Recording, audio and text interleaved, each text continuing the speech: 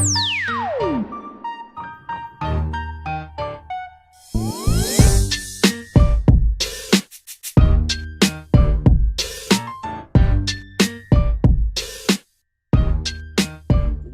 back to Buffalo Boys, the official podcast of the West Park Fantasy League.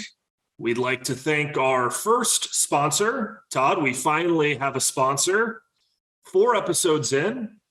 It is our fellow owner, Doug Black. And Doug wanted to promote his new business, Mattress Blacks. The sleepy boy himself has gotten into the mattress business. Very exciting. And he wanted me to read this advertisement here. At Mattress Blacks, you can get a king-size mattress that's good for your back. I got a king-size mattress that's good for your back. If you use the promo code SLEEPY at checkout, you can get 20% off your first purchase. I'm definitely in the market for a new mattress, Todd. I'm not sure about you, but I will definitely be shopping at Mattress Blacks. Thanks again, Doug, for your sponsorship.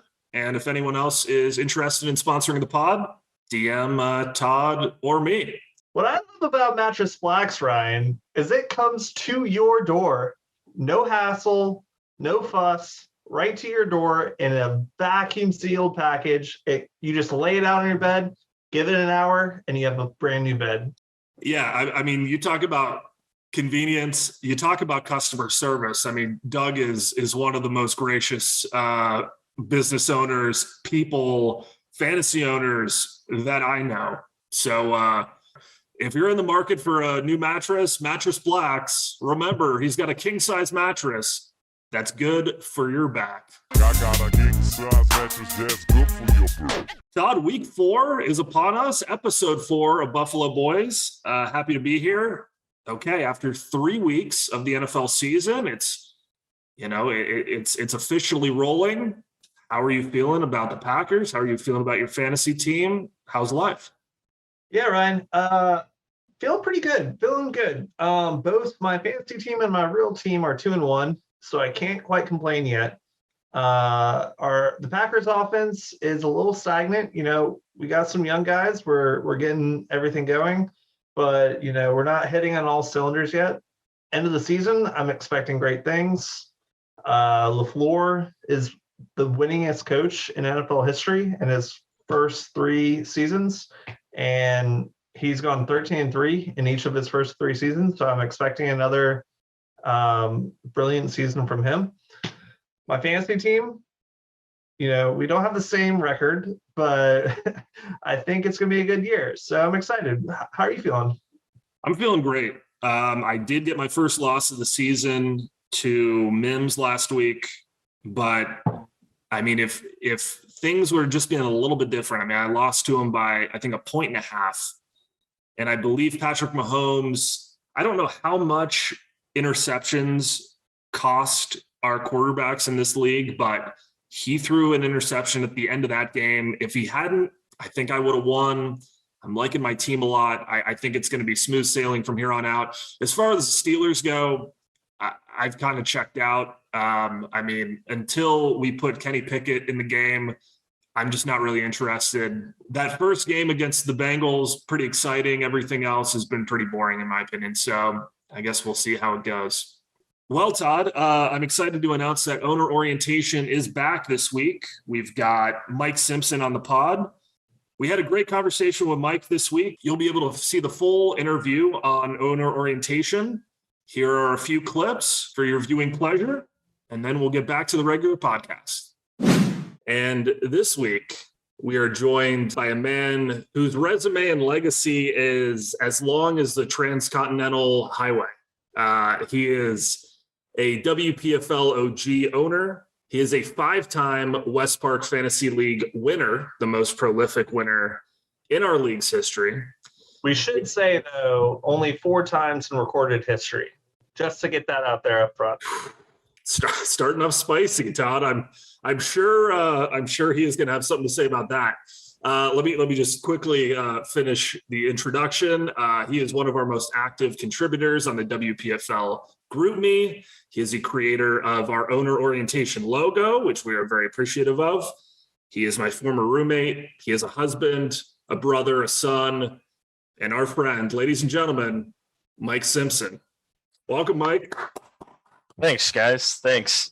As we will do with all of our guests and owners, would love to know how you first got into football, American football, that is. I know you're a fan of the other football, but yeah, how did you get into American football and specifically the Redskins? Yeah, like the first guest of the show, I have been introduced to football through my dad yelling at the TV. And I always wanted to know why he was yelling at the TV, and now I know. It's been a long road for me as a Redskins and football team and Commander fan, but we're gonna get there one day. We're gonna go back to the glory land. Now you are a asterisk 5-time league winner. The most prolific in our league's history. How have you had so much success? I mean, what is the secret sauce, if you will? Are you able to divulge anything to our viewers today? The secret sauce is 100% I love Doug and Todd. What is one phrase you'd like to share or leave with your fellow WPFL owners? Like I said, if you want to see the full interview with Mike Simpson, make sure to check out Owner Orientation episode 2. That will be dropping this week. Again, we had a great conversation with him. You'll definitely want to be checking that out. So Ryan, I had an idea for a new segment this week, a trivia segment, and I want to get our guests involved so we could some friendly competition answering this question. So the trivia question of the week is, in 2022, 4 QBs have 0 scrambles so far. Who are the 4 QBs? They're starters? They've played a game. They've played a game. Okay. I'll throw one out there. Joe Flacco. Nope, he scrambled. Wow. Are we just going to go back and forth, see who gets them first? I'll give you guys 3 incorrect guesses each. Yeah, that's okay. Cool. No, let's go back and forth. Okay. Boy. So I know that Tom Brady had that really long run last week, but then it got called off for a penalty. I mean, Tom Brady. Ding, ding, ding. Number 1. Got one. Nice. All right, so then it's me. Mm-hmm. And I will guess. I have no idea. Let's go with. No, Cooper Rush definitely ran the other night. Hey, this is actually pretty hard. Let's go with Kirk Cousins. Nope. Right 2. He hasn't played all of the Niners games, so I'm going to guess Jimmy G. I mean, he's running backwards. I know. Oh, no, that is not correct. He scored a touchdown. He scored a rushing touchdown. That has to be one. A designed run is not a scramble. Oh, well, I was not aware of this before we started. Do you feel cheated, Mike? Yes, I feel cheated. Wow. Okay. And they've played a game. Yep. But designed runs don't count. Correct. Okay. I don't know. Now I'm thinking of like backup quarterbacks that like came in at the end of the game. No backup QBs. No backup QBs. Okay. There's just no way. Davis Mills. Ding, ding, ding. Let's go, dude. Okay. Ryan, you might steal the deal here. Who's the 4th one? I hope I do. I've got a couple names in my head. I think this last one's going to be really challenging. Well, I mean, I was going to guess my boy from UNC and now Steelers fame or infamy. I was going to guess Mitch Trubisky. Nope. Okay. Strike 1. All right, so no designed runs and no backup quarterbacks. I already said Davis Mills. I can hear the fans at home yelling at you right now. They know this. So thank you for all of our loyal listeners. Send me your energy, you loyal fans. Let me know who it is. You know what? I'm going to go out on a limb, and I'm going to take Tua Tagovailoa. Ding, ding, ding. Let's go. The only reason I say that is because I watched the entire game week 2, and I was thinking, wow, he is not running. And then I saw a graphic about his rushing yards from the first game, but I did not get to see the majority of that third game. So, all right, how many do we have left? That's it. All 4. That's You it. got them. We got him. We got him. Great job, guys. Wow. So Matt Ryan has scrambled? That old motherfucker? Unbelievable. Wow. That's crazy. What a good question, Todd. That was pretty good. It's a good one. It makes me want to play again. Let's do another one. Yeah. Do you have another one lined up, Todd? Next week. Now, Todd, moving on to our regular segments on Buffalo Boys. First off, it is Quality Control Coach of the Week. Who's your pick this week? Thanks, Ryan. As a reminder, Quality Control Coach of the Week is just who started their best lineup. And this week, it was Mims. Mims, your opponent who took you down by 1 point, makes this all this sweeter. Mims came away with 0 points from his bench that would have added to his starting roster, 0 additional optimal points, getting his first win against the former champ. And he did that without the help of Mike Evans. So bravo, Mims. Yeah, hat tip to Mims. He put together a great lineup, and unfortunately I lost, but it was a great game. So props to him. Now on the other side of that, there has to be a clown owner of the week. Todd, who you got? Our clown owner of the week was there was some competition here. There was a lot of bench points throughout the whole league. It was a theme for this week. But having factored in everyone's starting lineup and their bench potential, I gave Nixon Ball, our great commissioner, the clown owner of the week this week. He had 22 bench points that he could have added to his starting lineup with optimal scoring, and he lost only by 3 points. So if he had started any one of the 3 bench wide receivers, he would have won. Just one of the 3, but he made 3 bad decisions. You hate to see that. I've done that a few times myself, and yeah, you end up kicking yourself the whole rest of the week. That is a tough way to go. All right, thanks for those, Todd. Now moving on, we've got our bold prediction recap. If I may remind you, I thought Russell Wilson was finally going to show up last week and score over 20 points in fantasy football. He ended up having the worst game of the year in fantasy. He scored only 9.06 points, 184 yards, 17 rushing yards, no interceptions, but no touchdowns. Just a really boring game. He let me down on that one. And it does seem like Denver is going to have a really, really tough season. Todd, what was your pick?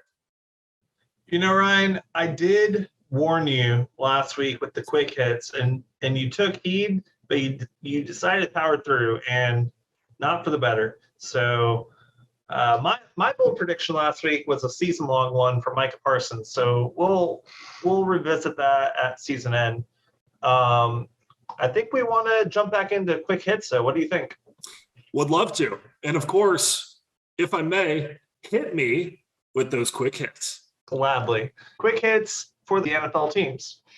The Bears are the first team in 40 years to pass 45 attempts or fewer through their first 3 games. They have only attempted 45 passing attempts in 3 games. Why is that remarkable? Well, the Bills had 71 dropbacks last week alone, which was the most ever, and only 2 other games have 70 dropbacks, Ryan. Conversely to that, though, in the same game, the Dolphins ran 37 total offensive plays to the Bills' 86, and yet the Dolphins came away ahead. 3 wide receivers are averaging more than 3 yards per route. Ryan, can you name them? Oh boy. Let's see. Drake London, maybe. Tyreek Hill, perhaps. And who is number 3? Boy. I really don't know, Todd. I'm stumped. 2 from the same team, Ryan. Jalen Waddle and Tyreek Hill.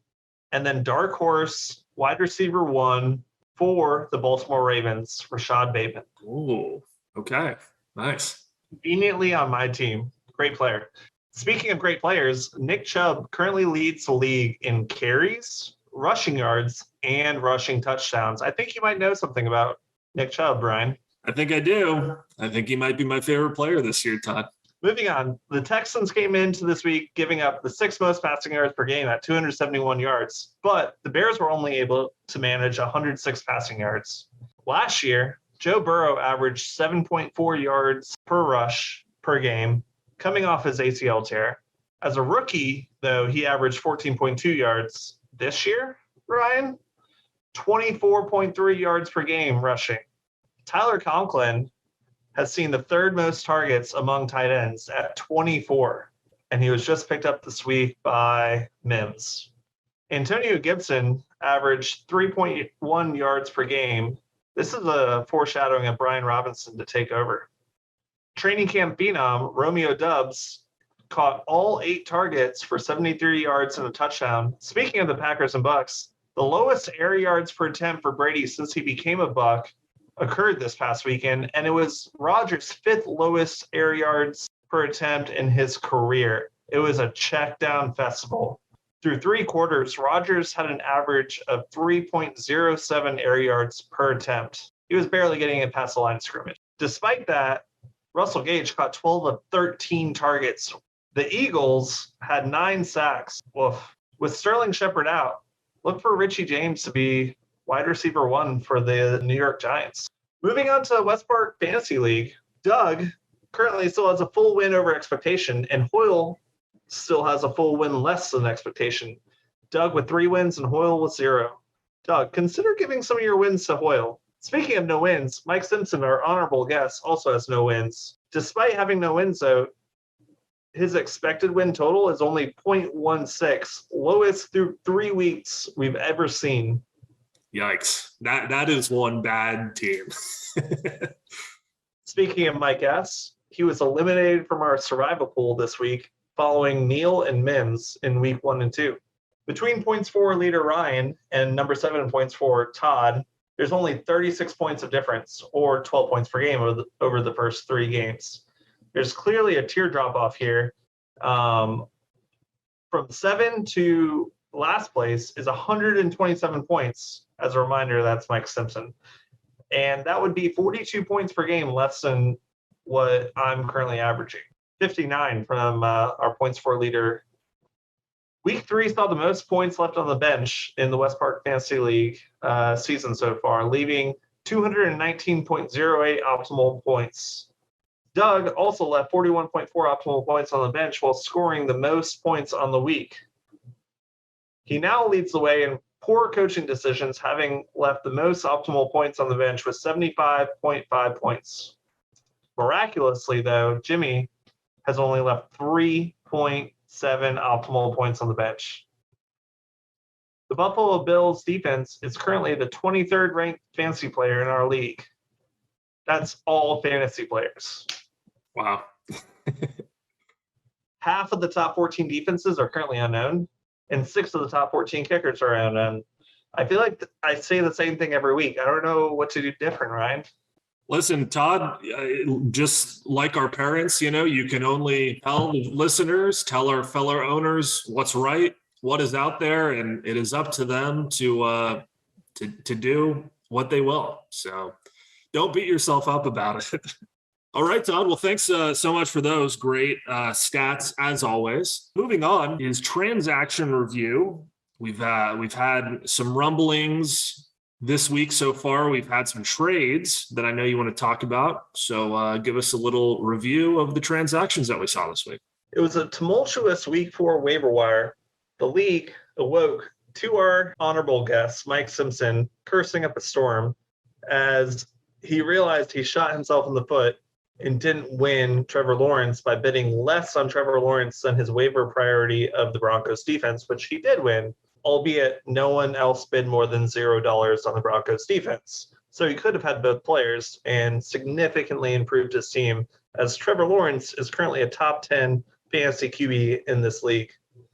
While the Broncos should be a good pickup, it really has to hurt. Another transaction this week, as of today, Ryan, you gave up Zach Wilson. You had held Zach Wilson through injury for 2 weeks And within 2 hours of him being announced as starting this week, you said, enough is enough. I don't want him anymore. What's going on, Ryan? Well, Todd, it's kind of a new strategy that I've been trying to do. I'm trying to sort of herd injured players on my IR. Not really sure why. I don't know if it's going to pay off, but it turns out that I didn't want to give up anyone on my bench to keep Wilson. So he had to go. I didn't want a healthy player being on my IR. So, I think he's been exciting at times. We'll see how he does this season. If somebody wants to pick him up, I wish them the best. Jumping to the trades you alluded to earlier, Ryan, our first trade that occurred right after we recorded last week was Neil sending Travis Kelce and Alexander Madison to Jimmy for J.K. Dobbins and Curtis Samuel. On the surface, this was a pretty solid trade. Jimmy really wanted to have the handcuff of Alexander Madison and clearly was aiming for a top tight end. Neil only had 2 players really on his whole roster and had to get a couple extra. So Neil got what should be a starting running back for the rest of the season and currently a top 20 wide receiver. So both teams seem to benefit here. Yeah, Todd, we mentioned this in the last episode, being in owners' ears. Their ears ringing from things that we said. And clearly Neil had enough of us making fun of his team, making fun of his star tight ends that were bringing him no success. So yeah, he clearly had to make some moves, and he did. And I hope it works out for both of them. I hope Neil comes into the chat this week and just gives us a quick thanks. After we've been in his ear, he finally got the trade out and he got his first win. Yeah, Neil, I will take a thanks. Or if you want to drop a couple dollars in the chat, maybe be our second sponsor, we'll put your money to good use, I promise. So either way, we'd be happy to receive your thanks. For our second trade, Jimmy was back at it. Jimmy sent Dalton Schultz and Ramondre Stevenson to Mike S. for Jacoby Myers and Antonio Gibson. My initial thoughts were, who won this? It felt pretty even overall. Jimmy got to dish one of his bench tight ends now that he has Travis Kelce, but he slightly downgraded his running back position from Ramondre to Antonio, who, like we alluded to earlier, has a lot of competition for the rest of the season with Brian Robinson. Otherwise, Mike got to upgrade his running back and have a starting flex player for him this week with Jacoby Myers. So it's a win-win for both teams. Well, that was Transaction Review. Thanks again, Todd. Now, moving in to our big segment every week, it is Matchup Rundown. And before we can run down those current matchups this week, we've got to recap how we did last week. Todd, I was 2-5 with my picks last week. I'm now 7-7 for the season. Not the start I was hoping for. How are you doing? Yeah, it was also a rough week for me last week. I too only had 2 wins, so I have a 1-game lead on you so far. Without ignorant to week 1 where we weren't keeping track of the scores, but it was tough. However, both of us did get me beating Mike, and I'm happy to say that I got my game of the week, Forrest, winning over AJ. That's big. Congratulations on that. And now it is time for Matchup Rundown, Week 4 edition. Todd, I'm going to start with a game featuring our illustrious guest from Owner Orientation, Mike Simpson. He is taking on Mims this week. I believe Mims is going 2-2. It'll be a closer game than ESPN thinks it'll be, but Mike's team is looking tough this year, and I think the misery, unfortunately, will continue. I have to agree with you. 2 new starters for Mike's team, but that's not enough to overcome a fiery Mims squad. All right, Todd, my next game is one featuring myself. It is me versus Rick. Who you like in this game? I like you, Ryan. I think you have some good matchups this week for your running backs, although I think it's going to be a pretty close match. Rick coming off the high of his first game. I think he'll bring it this week, but I think you have enough to overcome him. Yeah, I agree with you. I think Derrick Henry is going to have a big game. I think he's going to have more than the projected 15.3 points ESPN thinks he's going to have. But with that said, I think my team is just way more stacked than Rick's. Sorry, Rick. And since we're talking about my game, let's talk about your game. You are playing Doug this week.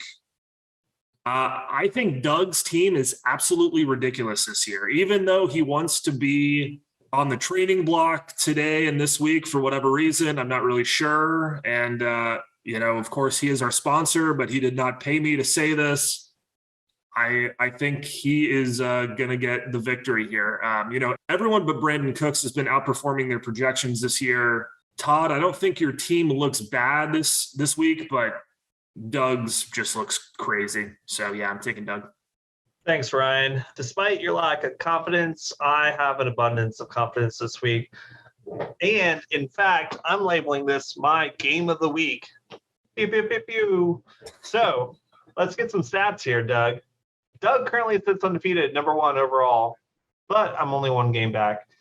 And Doug currently holds the all-time head-to-head record, having won 7 of 13 games, so 7-6 so far. I'm envisioning evening up the all-time head-to-head record here. Historically, it's been back and forth over the life of the rivalry. I won last year. Doug won the year before. And most of our games haven't been that close, an average of a 18-point margin of victory over the last 3 games. However, I was able to beat Doug during his championship season long ago. Current ESPN projection has Doug at 107.9 to me at 104.7. Doug's current starting lineup has averaged 126.5 points per game to my 115.5 points. But as is the theme of this whole season, my team is Team Breakout. They're going to break out once again and put Doug in his place, and the league will thank me. You're welcome, league. I love the confidence, Todd, and I think a lot of people are going to be rooting for you. So best of luck. Speaking of games of the week, my game of the week is going to be our next game, the Battle of the Daves, Evans versus Adler. Currently, ESPN does not have this game being close. Of course, DeAndre Swift is projected not to play. He's labeled as questionable. I think if he does play, or if Dave puts in somebody else, moves Devin Singletary from flex to there and puts in one of his wide receivers, obviously it's going to be a lot closer of a projection. But yeah, I think this game is going to be really good. However, I do think Dave has the slight advantage despite being projected less according to ESPN. And I think it starts with Josh Allen and ends with Drake London here. And I think Drake London is going to have a really great game against Cleveland. So, yeah, I'm picking Dave in this one. I don't have Dave. I have Adler. Again, a banged up Swift and a tough matchup for Buffalo this week. Make it tough in my eyes for Dave to win. So, Adler, you have my confidence. Our next game is Nixon versus Forrest, the closest projected game so far. I think it's a 0.2% difference between them, according to ESPN right now. Todd, how do you see this one going? It's currently projected very close. I do not see it ending that way. Nixon, like I said, to start the season, you have some aged running backs. They've already got questionable all over their name. And now your younger running back also does. Cook, Kamara, Sanders, all questionable. Not great matchups. It's going to be tough for you to beat Forrest this week. Forrest, you got the dub. Yeah, I totally agree, Todd. Alvin Kamara has been asked this entire season. I don't see that changing. Unfortunately, this week, Forrest is getting the dub over Nixon. Sorry, Nixon. Moving on, we have Neil versus Jimmy. Jimmy, in my opinion, is a good QB away from having a really nice team. I don't know why he's sticking with Russell Wilson. We talked about him earlier in the show. He has not had a good season. I don't really see things turning around for Denver, at least their offense, anytime soon. If Jimmy picks up a good QB, I think his team is going to be really good moving forward. In this game, I think Jimmy is going to do that, going to make some moves, and he is who I have beating Neil this week. I also have Jimmy. I think it's a get-right game for Mr. Unlimited. The Raiders have been faltering. It'll help push Jimmy ahead this week, given that he's got Russell Wilson and Cortland Sutton. I see a big week for the for the stack there. So congrats, Jimmy. All of your trading is helping you out. And finally, last but not least, AJ versus Hoyle. Who you got, Todd? I said this last week for Hoyle. He's got the worst luck so far. He has to win one of these weeks, right? So I think this week he's going to get the W just based off luck alone. That sounds like a bold prediction, Todd. I guess we'll find out if that is your bold prediction later in the show. I have to disagree with you. I mean, I agree in the fact that Mike has not had a good team this year. I don't think that luck is going to change. I think AJ wins 11 out of 10 times. Now, moving on, Todd, breakout of the week. My breakout this week is going to be DK Metcalf. He had a really good game last week, his first really good game of the season, and against a bad Lions secondary, I think him and Geno are just absolutely going to go off. Yeah, I can see that happening, Ryan. My breakout of the week is also my bold prediction of the week. Richie James, now de facto wide receiver 1 for the Giants, following Sterling Shepard's unfortunate non-contact injury.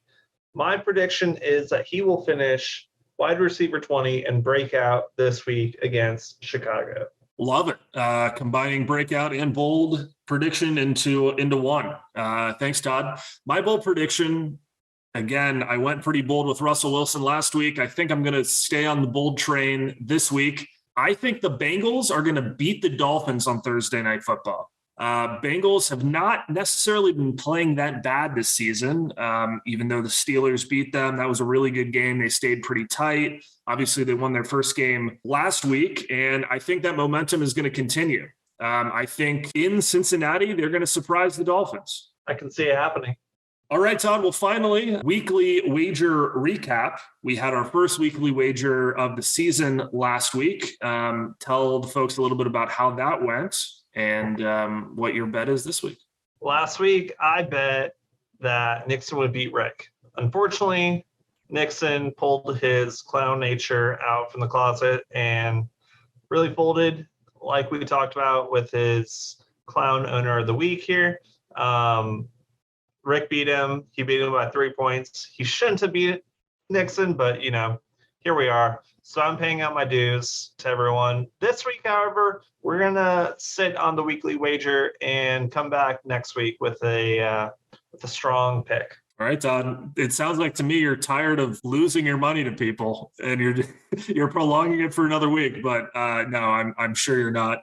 Can't wait for that segment to return next week. And that is week 4 of Buffalo Boys, episode 4. As I say every week, Todd, I'm excited about this week. Excited to see how everything goes. Been loving the fact that we've been continuing the pod, and it's been a lot of fun. So thank you for everything that you bring. And hope everyone has a great week, and we will see you next time. Thanks, Ryan. Hope everyone gets a win this week.